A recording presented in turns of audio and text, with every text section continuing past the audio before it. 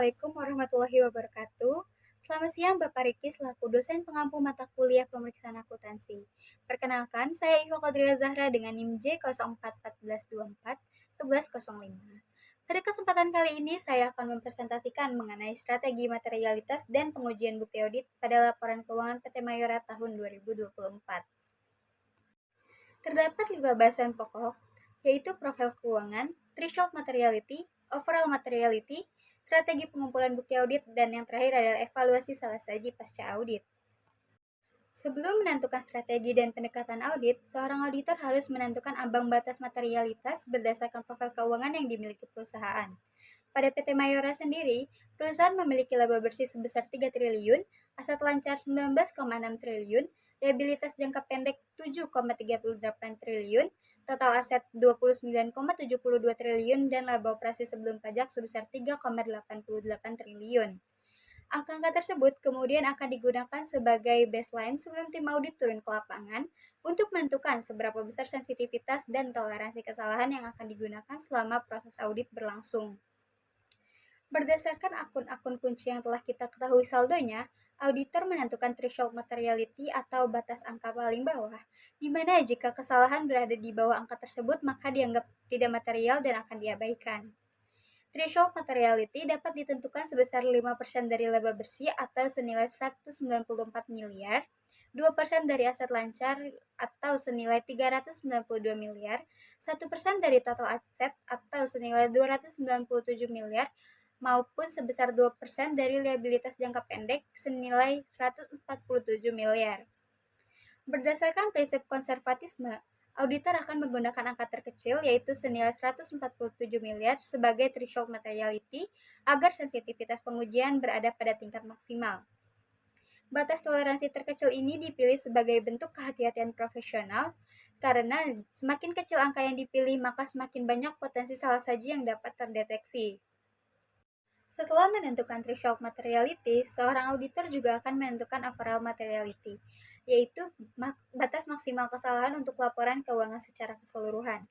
Dalam kasus ini diasumsikan bahwa overall materiality sebesar 7% dari laba operasi sebelum pajak, yaitu senilai 271 miliar.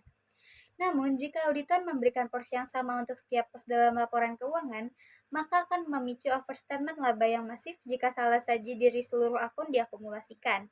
Maka dari itu, auditor bisa menggunakan pendekatan proporsional dengan memecah angka overall materiality tersebut menjadi porsi yang lebih kecil untuk setiap akun, dan memberikan porsi toleransi yang ketat untuk akun pembentuk laba sehingga dapat mendeteksi penyimpangan sejak dini. Asumsikan bahwa 80% dari overall materiality dialokasikan untuk akun piutang, persediaan, dan juga utang usaha, yang menyebabkan toleransi salah saji pada pos-pos tersebut sangat besar, yaitu senilai 217 miliar.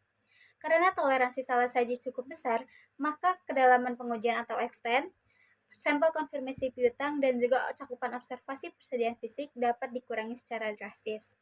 80% dari overall materiality telah dialokasikan untuk akun piutang, persediaan, dan utang.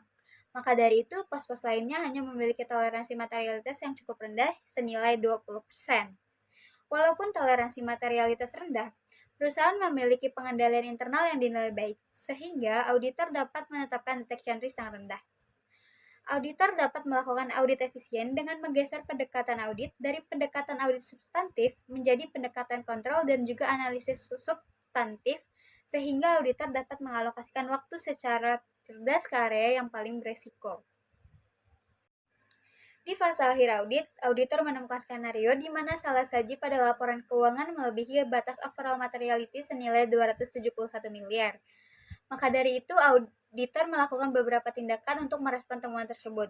Yang pertama adalah meminta pihak manajemen untuk merevisi pos laba rugi agar akumulasi salah saji berada di bawah batas wajar.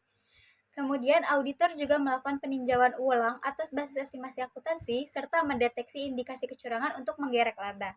Dan yang terakhir, jika pihak manajemen menolak untuk merevisi laporannya, maka auditor wajib memodifikasi opininya menjadi wajar dengan pengecualian ataupun tidak wajar sesuai dengan kondisi laporan keuangan perusahaan untuk melindungi pengguna laporan keuangan.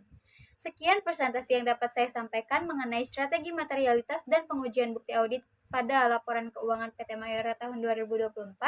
Terima kasih atas perhatiannya. Wassalamualaikum warahmatullahi wabarakatuh.